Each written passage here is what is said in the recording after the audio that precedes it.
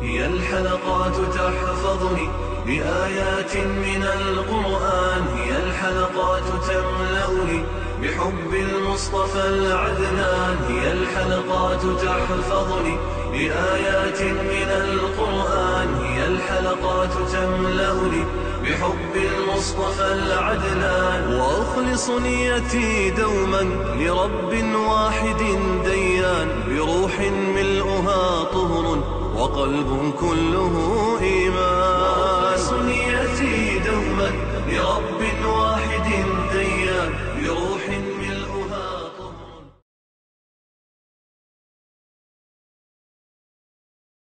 Pada Allah Subhanahu wa taala melalui sabar sebagaimana jenis-jenisnya telah disebutkan di atas. Kita juga disuruh agar mengerjakan salat. Di sini khusus disebut salat karena salat merupakan kemuncak amal saleh. Salat adalah merupakan kemuncak amal saleh sehingga dia pernah tak mendapat gelaran tiang agama. Ustaz nak buktikan bahawa salat ini kemuncak amal saleh. Luqmanul Hakim dalam surah Luqman menasihati anaknya. Coba bayangkan betapa mirip-mirip, hampir bersamaan dengan konsep surat Wal Asri. Apa kata Luqman? Ya bunayya la tusyrik billah inna syirka la zulmun azim. Anak, jangan syirik terhadap Allah. Sesungguhnya syirik itu zalim yang amat besar. Setelah itu apa kata Luqman? Ya bunayya aqimis salat, dirikan salat. Kemudian apa kata Luqman? Wa'mur bil ma'rufi wanha 'anil munkar, ajak orang buat baik, cegah orang buat mungkar. Kemudian apa kata Luqman, nasihat keempat? Wasbir 'ala ma asaba, sabarlah nak terhadap apa yang menimpa kamu. Ada persamaan tak empat nasihat Luqman ini pada anaknya dengan kandungan Wal Asri? Wal Asri menggunakan illal ladzina amanu. Luqman menggunakan jangan buat syirik nak. Sama tak? Jangan buat syirik betul tak mengandung pengertian milikilah iman yang murni? Yes. Wal Asri gunakan wa amilus salihat, amal saleh nak, dah ada iman amal saleh. Luqman gunakan istilah dirikan salat nak. Betul tak salat itu kemuncak amal saleh? Wal Asri gunakan watawasau bil haq, sampaikan, berpesan-pesan dengan kebenaran, iaitu dakwah. Betul tak konten utama dakwah amar ma'ruf nahi mungkar? Ajak buat baik, cegah orang buat mungkar. Watawasau bis sabri, Luqman gunakan wasbir ala ma asaba. Setuju tak kalau Ustaz katakan bahawa matlamat utama pendidikan yang Luqman ingin masukkan pada anaknya ialah agar anaknya jangan jadi orang rugi? Jangan lupa ibu-ibu, ini prinsip.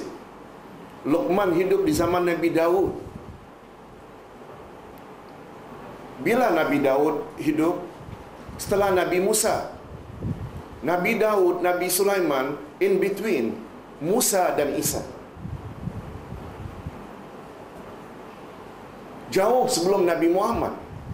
Kan before Muhammad kan Isa dahulu. Sezaman dengan Isa, Yahya. Bapa Yahya, Zakaria. Sebelum Zakaria, Sulaiman. Sebelum Sulaiman, bapaknya Daud. Sebelum itu baru Musa. Begitu dalam sejarah. Jauh tak sebelum Nabi Muhammad wujudnya Daud? Di zaman Daud muncul Luqman. Ada matlamat tak Allah masukkan nasihat Luqman kepada Al-Quran? Ada matlamat tak? Supaya dijadikan umat Muhammad hendaklah jadikan asas pendidikan anak-anak itu yang empat ini. Iman mantapkan, amal saleh pertingkatkan, dakwah dan sabar. Sekali lagi, ada persamaan tak nasihat Luqman dengan kandungan utama Wal Asri? Allahu Akbar. Itu sebabnya ibu-ibu dan bapa sekalian, kita boleh mengkagumi pendidikan ala barat, tapi jangan lupa asas utama pendidikan kita dalam Al-Quran yang boleh menyelamatkan dunia dan akhirat anak. Betul tak? Jangan lupa. Hadirin dan hadirat rahimakumullah.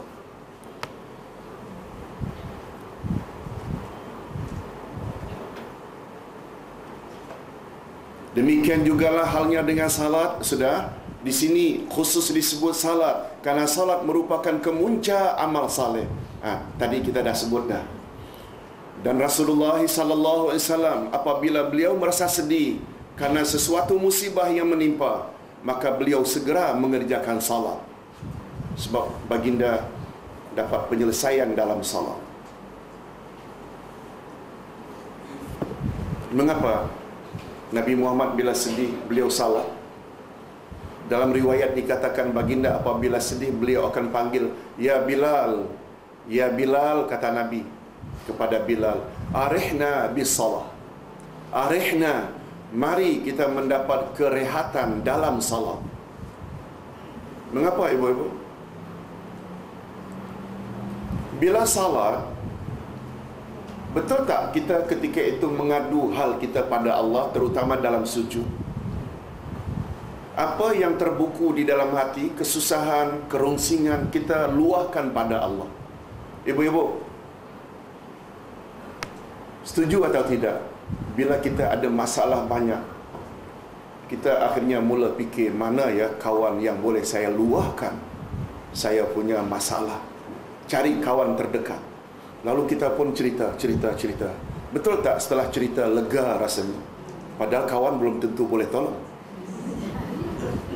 Dapat faham? Lapang dada rasa aku, dah lepaskan semua pada Allah. Padahal kawan boleh tolong. Sekarang luahkan pada Allah dan Allah boleh tolong. Mengapa tak jadi rehat? Dapat faham ya? Itu dia punya falsafah. Arihna ya Bilal bis salah. Mari kita dapat keselesaan di dalam salat. Karena mengadu pada Allah, mengadu, betul tak Allah bila kita mengadu dia boleh selesaikan, beri solution yang lebih dari segala-galanya. Itu maksudnya kata Allah, minta tolonglah pada Allah melalui sabar dan salat. Diriwayatkan bahawa Abdullah bin Mas'ud telah mendapat berita kematian saudaranya Qutsam. Dalam riwayat yang lain dikatakan anak perempuannya. Dan ketika itu beliau sedang dalam perjalanan. Siapa dalam perjalanan? Abdullah bin Mas'ud. Lalu setelah mengucapkan istirja' maknanya inna lillahi wa inna ilaihi raji'un. Ya, istirja' ini istilah. Sebagaimana takbir untuk Allahu Akbar, tahmid untuk Alhamdulillah, tasbih subhanallah, hauqalah la haula wala quwata illa billah, isti'azah a'udzu billahi minasyaitanir rajim, basmalah bismillahirrahmanirrahim, istirja' inna lillahi wa inna ilaihi raji'un. Begitu mendengar berita anaknya meninggal dunia, dia pun ucap inna lillahi wa inna ilaihi raji'un. Beliau pun turun dari kenderaannya dan melakukan salat sunat 2 rakaat, dan beliau memperpanjang duduknya pada kedua-dua rakaat. Kemudian beliau menaiki kenderaannya kembali sambil membaca ayat. Nah, sambil membaca ayat, sekali lagi tolong ikuti, wasta'inu bis sabri was salah wa innaha lakabiratun illa 'alal khashi'in.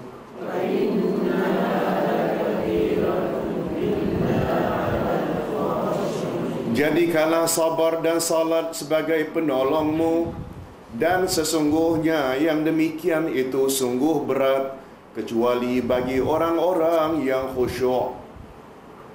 Begitu sikap Abdullah bin Mas'ud. Tahu Abdullah bin Mas'ud, salah seorang sahabat Nabi yang utama. Beliau orangnya kecil. Ketika naik tangga, beliau naik tangga, kawan-kawannya di depan, di belakang. Ketika dia naik tangga, nampaklah betisnya kecil sangat. Lalu kawan-kawan di belakang pun komen, subhanallah kecilnya betis Abdullah bin Mas'ud. Nabi dengar. Wahai para sahabat, kamu tahu tak betis Abdullah bin Mas'ud itu di akhirat nanti lebih berat daripada bukit Uhud dalam timbangan. Ini orang ini. Maknanya orang itu tu orang yang Allah Rasul recommend tak kebaikannya. Dia sendiri bila dengar anak perempuan yang meninggal dalam perjalanan, dia tak menggelabah. Dia ucap apa tadi? Inna lillahi wa inna ilaihi raji'un. Lalu dia buat apa? Turun dari kenderaan, salat 2 rakaat, mohon pada Allah sambil membaca ayat ini. Minta tolonglah pada Allah melalui sabar dan salat. Sesungguhnya salat itu sangat berat kecuali orang-orang yang khusyuk. Ada makna tak salat itu dapat melegakan hatinya padahal ditimpa musibah? Ibu-ibu dan bapa sekalian, boleh tak perkara yang sama kita ikuti? Boleh tak? Boleh. Ahlus sunnah wal jamaah, kan Nabi ada sebut umatku akan berpuak-puak menjadi 73. 72 daripadanya masuk neraka kecuali 1. Ketika Nabi ditanya, ya Rasulullah, siapa golongan yang 1 itu? Hanya mereka yang layak masuk syurga dan terhindar dari neraka. Nabi jawab, ma ana alaihi wa ashabi. Mereka yang ikut aku dan ikut sahabat-sahabatku. Abdullah bin Mas'ud termasuk sahabat tak? Jejak langkah beliau itu kita boleh ikuti tak? Boleh? Boleh? Tak ada salah. Bila ditanya, Ustaz, salat 2 rakaat itu apa niatnya?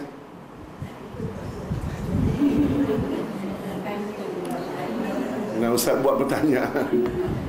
Sebab selalu orang kita ni dia ada kait dengan niat. Salat hajat ke Ustaz, salat taubat ke, salat macam-macam. Ibu, ada salat yang namanya salat mutlak. Salat mutlak ini salat bebas. Salat bebas. Malah rakaatnya pun bebas. Tanpa kita menyebut atau mengingati berapa rakaat. Salat mutlak ini, sengaja aku salat mutlak karena Allah Ta'ala, Allahu Akbar, sampai rakaat kedua ke, sampai rakaat ketiga ke, terus menerus sampai rakaat ke-11 ke, baru duduk untuk salam, boleh. Itu namanya salat mutlak. Mutlak maknanya bebas. Hadirin dan hadirat rahimakumullah, mengapa kita meminta pertolongan Allah dengan salat? Sekarang timbul masalah. Mengapa kita minta pertolongan Allah dengan salat? Karena dalam salat manusia bermunajat kepada Allah, dan tempat yang paling dekat antara hamba dengan Allah adalah di dalam sujud. Ketika itu manusia boleh meluahkan segala masalah yang dihadapinya. Mungkin, mukmin dan mukminah sungguh yakin bahawa hanya Allah sahaja yang mampu menolong menyelesaikan masalahnya. Tanpa bantuannya, segala masalah tidak mungkin boleh diselesaikan. Betul tak? Allah saja yang boleh menyelesaikan masalah kita. Dan inilah rahasianya mengapa Nabi Muhammad sallallahu alaihi wasallam segera mengerjakan salat jika beliau menghadapi masalah. Dan diriwayatkan bahawa dalam salat tersebut Rasulullah sallallahu alaihi wasallam selalu membaca surah Al-Baqarah ayat 153 hingga ayat 157 sebagai surah pilihan setelah membaca surat Al-Fatihah. Ibu-ibu, kalau tadi ayat 45, wasta'inu bis-sabri was-salah wa innaha lakabiratun illa 'alal khashiin, hampir-hampir ayat itu bunyinya ayat 153. Tolong ikuti. Ya ayyuhallazina amanu ista'inu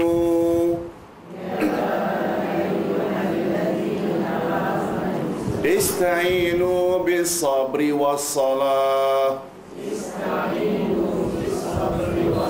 Inna Allaha ma'as sabirin.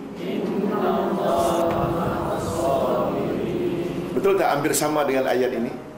Cuma ayat ini tanpa ya ayyuhallazina amanu. Ayat ini diakhiri dengan wa innaha lakabiratun illa 'alal khashiin. Ayat yang 153 pula, orang-orang beriman, minta tolonglah kepada Allah melalui sabar dan salat. Sesungguhnya Allah bersama orang-orang yang sabar. Itu ayat 153. Ayat 154, ayat 155, ayat 156, ayat 157. Alladzina idza asabatuhum musibatun qalu inna lillahi wa inna ilaihi raji'un.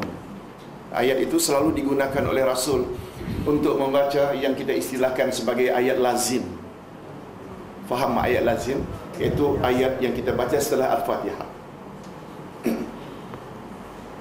Kemudian Allah Subhanahu wa taala menyatakan pada penghujung ayat di atas bahawa salat itu sungguh-sungguh berat kecuali bagi orang yang khusyuk.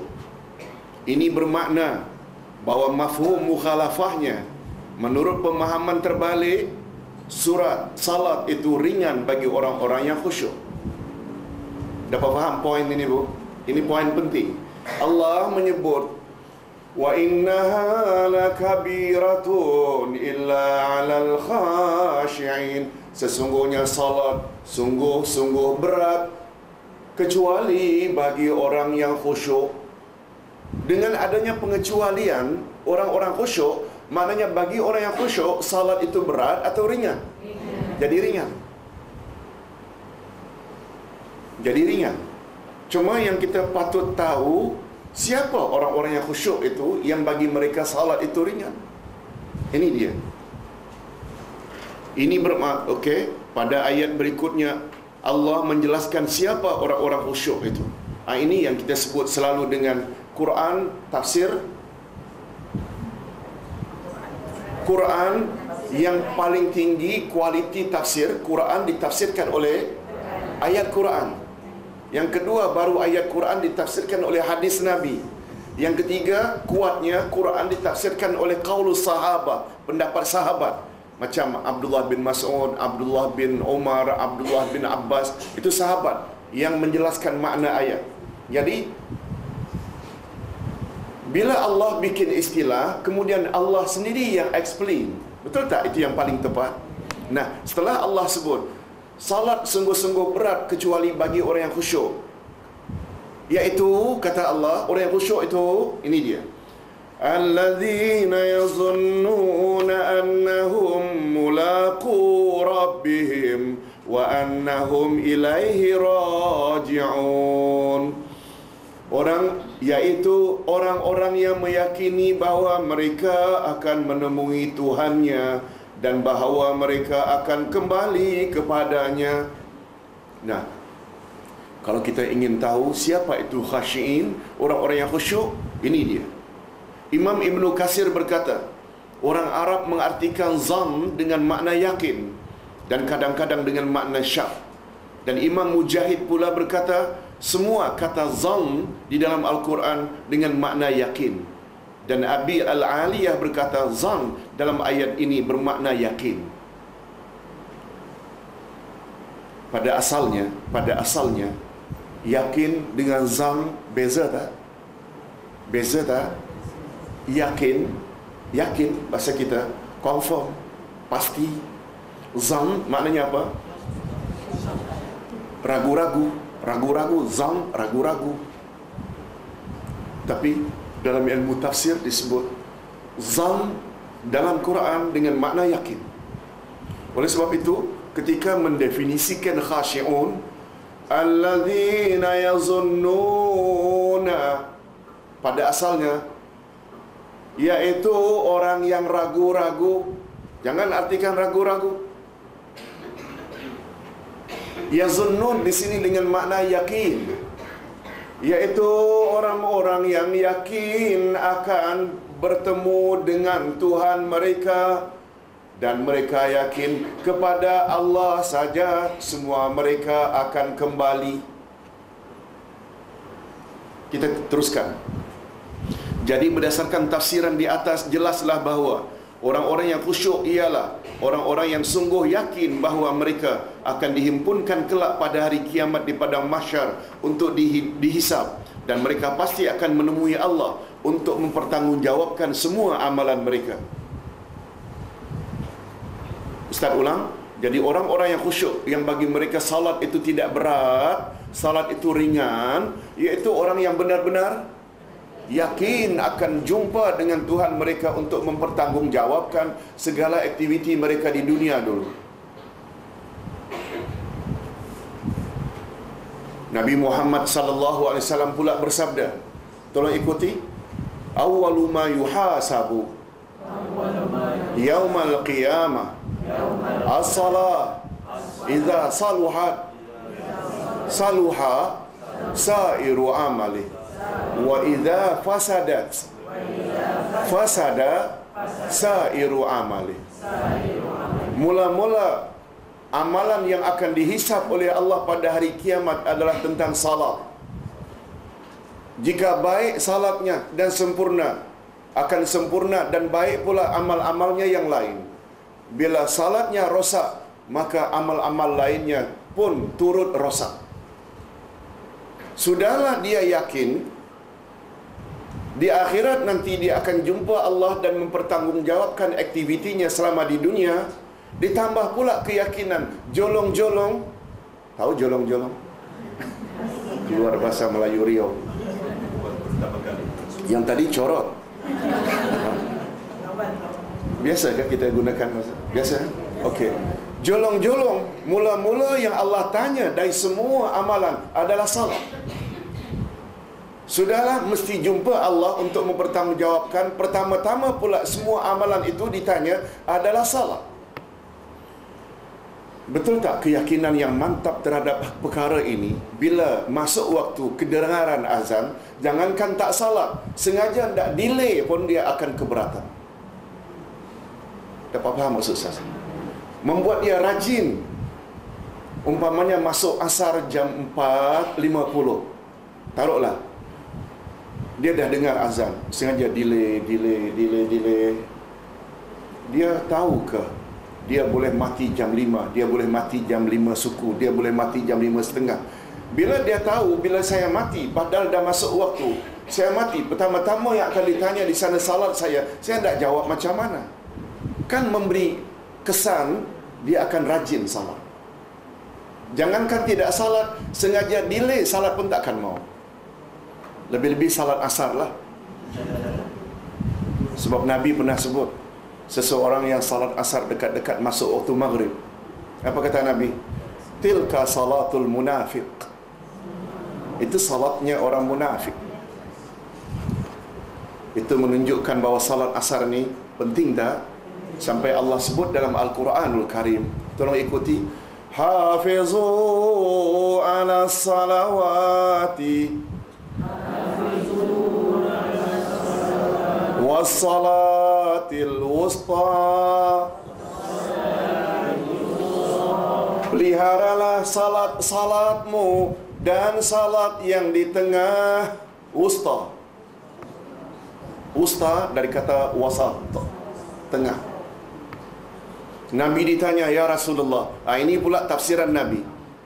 Mahiyya salatul wusta? Apa yang dimaksudkan oleh Allah dalam ayat itu salatul wusta? Nabi jawab, salatul asri. Ini dia ayat Quran tafsir hadis. Kuat tak?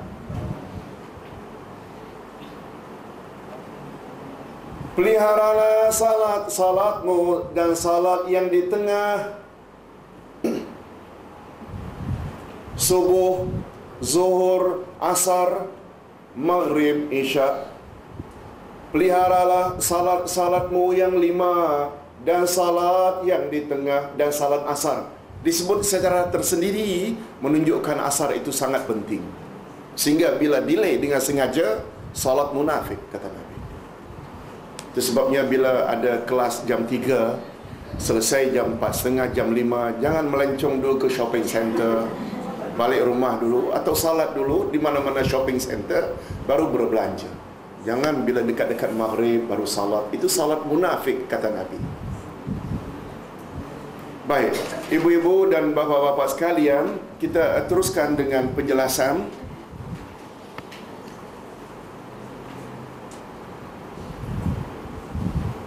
Ya, apalagi menurut keyakinan mereka bahawa menurut Rasulullah sallallahu alaihi wasallam, ibadat salatlah justru ibadat yang mula-mula akan ditanya oleh Allah di akhirat nanti.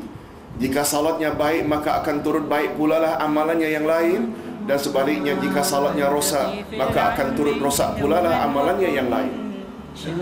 هي الحلقات تحفظني بآيات من القرآن، هي الحلقات تملأني بحب المصطفى العدنان.